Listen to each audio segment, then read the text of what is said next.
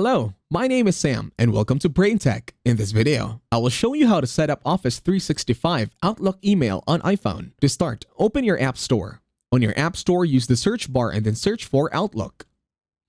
Once you're here, download the application that says Outlook. Then scroll down and also download Microsoft 365. You should know it's downloaded when the button says Open. Now the next step is to open your Outlook email. And then in here, click on Add Account.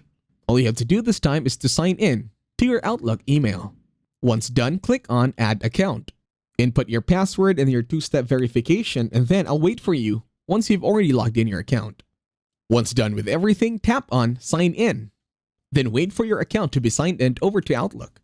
Then in here, tap on Next. Then click on Accept. Then tap on Continue to Outlook. Then in here, you should now be in your Outlook email.